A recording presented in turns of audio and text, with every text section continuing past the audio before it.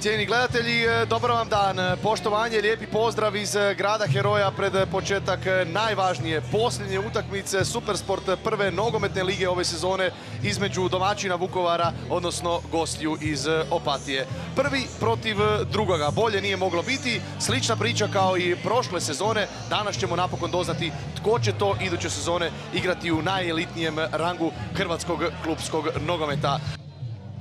Kod domaćina, kod Vukovara na golu Ivan Mandić. Što se tiče posljednje četvorke, Pavičić, Jukić, Tadić, Tabinas, Trujillo, Čabrajić, Gonzalez, Sera, Pelko i Terles Knel. To bi trebalo izgledati ovako, međutim opet može doći do raznih taktičkih promjena. Što se tiče sudačke ekipe, Igor Pajač je tu. Igor Pajač i njegova ekipa, Ivan Mihalj, Vedran Đurak i Patrik Pavlešić nemaju suport VAR sustava kakav smo primjera radi imali prije 365 dana na Gradskom vrtu kada su razigravali Zrinski, Osječko i Šibenik. Da, razlog je jednostavan, ovaj stadion jednostavno nema mogućnosti za VAR sustav. Što se tiče pak Opatije, tu imamo jednu promjenu u početnom sastavu s obzirom na tu prošlu tjednu pobjedu protiv Croacije iz Zmijavaca. Nvolokor ostaje na golu.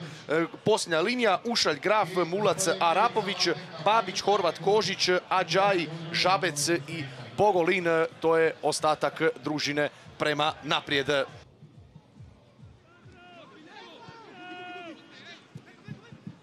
Dobra lopta okomita kroz sredinu. Gonzalez vidi kako se lijevo ubacuje usamljeni Sera. Sera kreće 1 na 1. Sera, lijeva noga. Sera ubacuje daleko na drugu vratnicu. Međutim, to je malo ipak predaleko.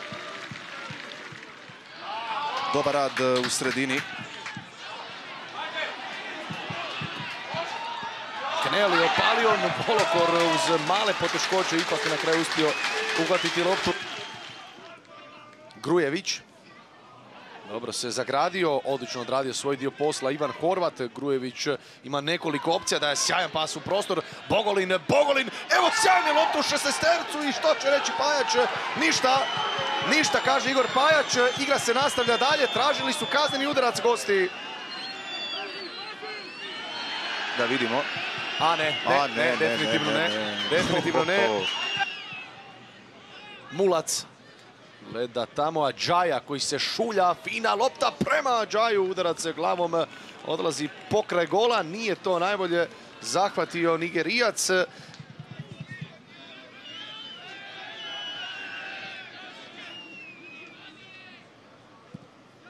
Novi ubačaj, Nvolokor izašao, malo i zaplivao, evo udarca i to ide pokraj gola. Trese se mreža, ali s vanjske strane netko je, čini se to, blokirao posljednji trenutak, netko je tu loptu skrenuo u korner.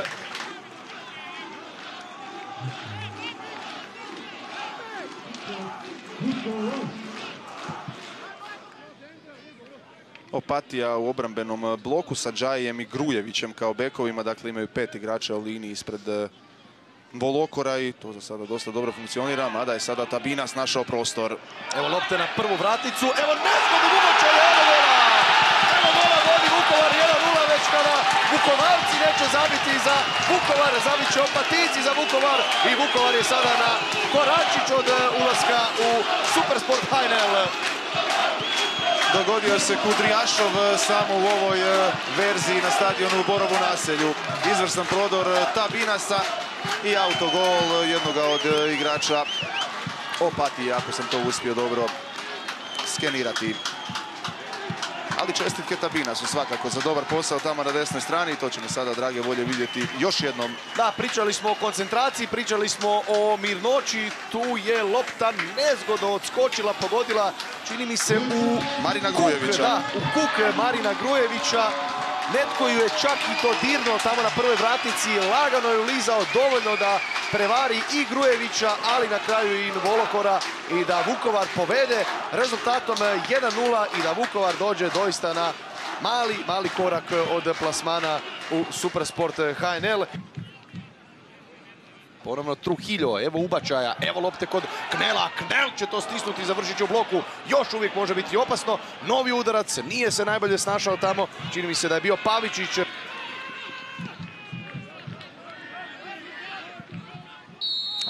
inače gospodin Jukić je znao i pucati po golu. Pogledaj zalet koji uzima.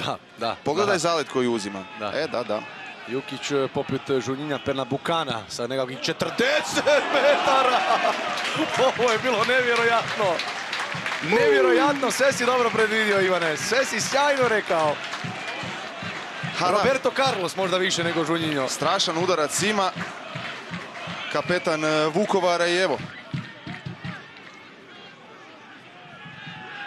Gonzalez ipak ide na proigravanje u prostor prema seriji. Nije prošla španjolska kombinacija. Knel izvana točno u nigerijskog vratara. Vajcer čeka na povratno, ide se ipak na ubačaj na 5 metara. Vajcer zatim sa 20 metara šalje još jednu loptu daleko prema pomoćnom terenu. Gonzalez ima pistu ispred sebe. Gonzalez prema Pelku. Pelko palio, Pelko zapucao pokraj vrata. Dobit će još jednu priliku gosti. Lesjak brani Mandić. Najopasniji, najbolji pokušaj Opatije na današnjem dvoboju.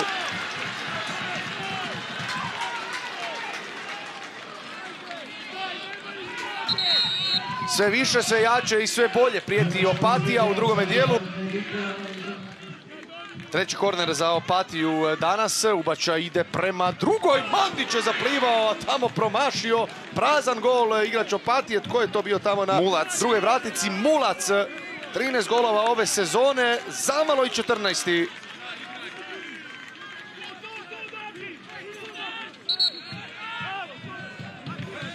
Vajcer, da.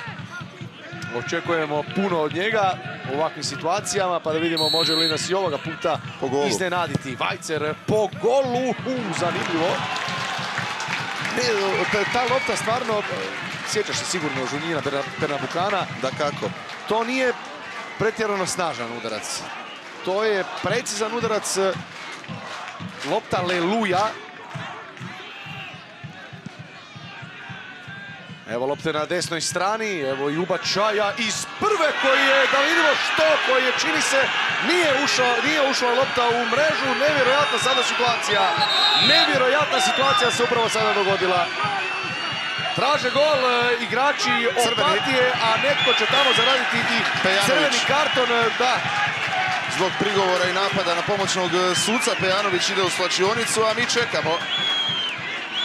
Mi čekamo ponovljenu snimku da vidimo može li se išta iščitati iz ove snimke. Pokušaj ubačaja kojeg Mandić hvata u ruke, a je li lopta punim prešla preko linije, to je, rekao bih, gotovo pa nemoguće iz onoga kuta dokazati, pokazati ovaj kut. Mislim da nemamo dovoljno kamera i da nemamo dovoljno tehnologije da možemo sa sigurnosti reći. Pejanović ide van, izvršuje atak na pomoćnog suca.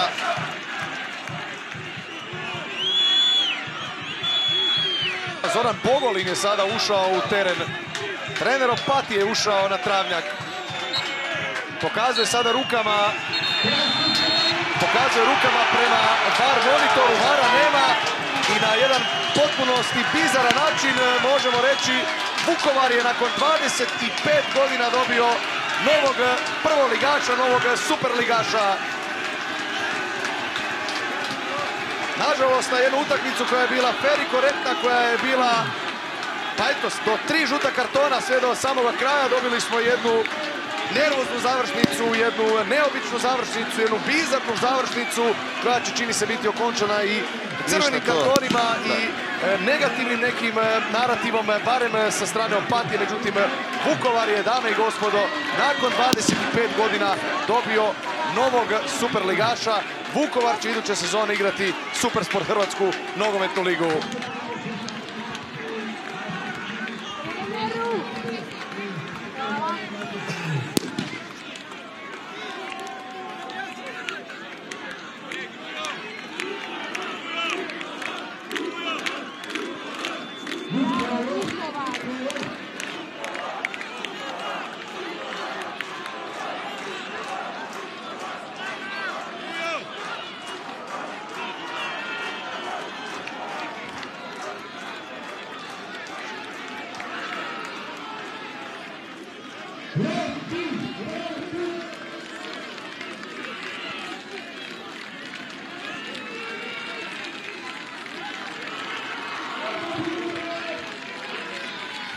teško. Treba malo proanalizirati, razbrisati glavu pa onda konkretno reći šta je bilo dobro, šta nije bilo dobro. Bilo je dosta nervozi, na kraju malo ste izgubili živce. Pa kad ti je lopta metar u mreži moraš izgubiti živce, ne. A inače cijeli sistem, cijelu igru nam na Žabecu nije svirao jedan faul, nevjerovatno. Mislim, na 20 vješanje po njemu, leđa, poslije na Grafu, poslije na Pejanoviću, mislim, to je... Dakle, niste zadovoljni suđenjem? Suđenje je bilo amatersko, definitivno. Ajmo malo o utakmici. Nismo bili dobri, Niste bili pravi danas? Ne, nismo bili pravi, to moramo... I sad bi dodao da nam ni suci nisu krivi što mi nismo bili pravi, ne. Ali svejedno, u nekom trenutku te izvuče, ali ne bi nam zabili gol 10 dana da se nismo sami zabili, ne.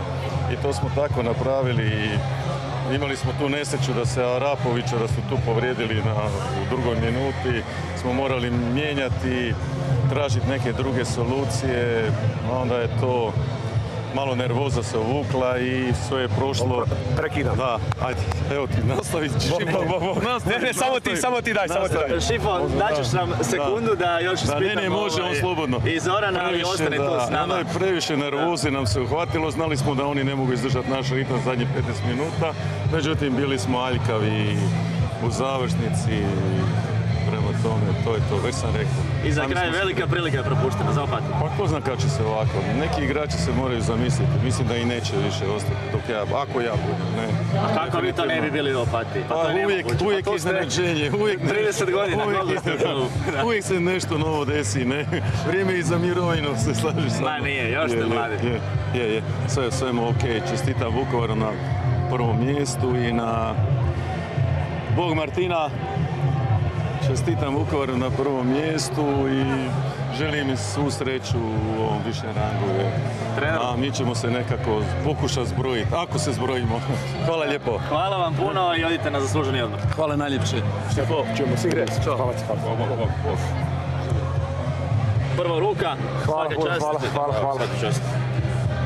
Kako je bilo čekati ovu utakmicu za početak? Je li bilo teško? Pa teško, apsolutno. Mislim da čak je bilo i prošlo teško. Lagano zadnje 2-3 smo, nismo isti jer tu se malo skrate noge, tu je malo i razmišljanje o tom svemu.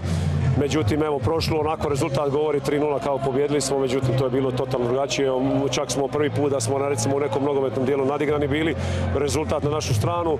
To je jedino što nas je zanimalo. Ova sad utakmica, znali smo da će biti ovako, da će to biti ono negledljivo, borbeno, jednostavno boriš se, tad nije ni glava, ni noge nisu, ne slušaju, tako da to je... Tu smo se bojali malo sa naše strane, jer oni su malo iskusni u tom dijelu, puno iskusnih igrača.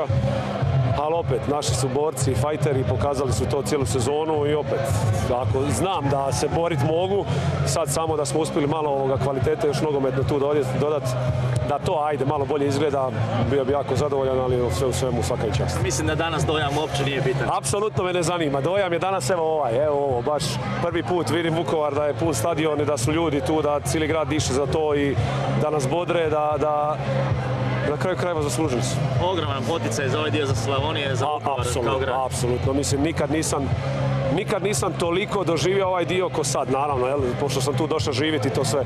Ali ono kako te ljudi prime tu i kakva je tu atmosfera, to je malo drugačije od svega ostaloga, tako da definitivno su zaslužili i evo, nek slave, imat ćemo napokon još jednog prvoligaša tu. Naravno, ima tu stvari za popraviti i za unaprijediti. Apsolutno svaki ima, tako i oni. I to je samo motiv za dalje. Vi ste naslijedili Branka Karačića, kojem također treba čestitati. Apsolutno, ja sam to... Ali ste i svoj posao odradili od maksimalno. Od početka rekao, on je svoj dio posla obavio odlično. Ok, imali su u jednom dijelu 9 bodova prednosti, tu se možda, da mi je bilo tih 9 bodova u ovom drugom dijelu, bilo bi puno lakše, ali odradili su fantastičan posao, ekipa je bila i spremna i sve, jednostavno samo malo moj nekakvu ideju, neku nogometnu, to je sve išlo kako treba. Prva 3 kola smo malo kiksali dok se to nije uvuklo pod kožu, kasnije kad su se ohrabrili, malo igrali nogomet. Mislim da je bilo lijepo u nekim trenucima. Ja bih rekao većinu sezona. Dosta težak početak na klupi. A krštenje je bilo Dubrava i Opatija. To je bilo najbitnije ne izgubiti. To je bilo najbitnije jer onda smo bili borba ko će napred i uspjeli smo to održati. poklopilo se, evo, koja ovo 17. 18. bez tog poraza, mislim, to se poklopi tako, ekipa na terenu. Gušti s njima raditi. Prvi mi je posao taj neki profesionalni u ovom dijelu, ali divota. Da sam mogao birati, izabram ekipu ovakvu zavoditi, jer su stvarno, dođeš na trening i nema onoga koliko sad čega, nego samo pitaju kad je kraj i to je to. Znači, jednostavno vole raditi, karakter su takav, to pokazuju na terenu, vadili su se dosta puta ove sezone, smo gubili 1-0 pa se vraćali. Danas ih je to nagradilo i sretan sam zbog njih.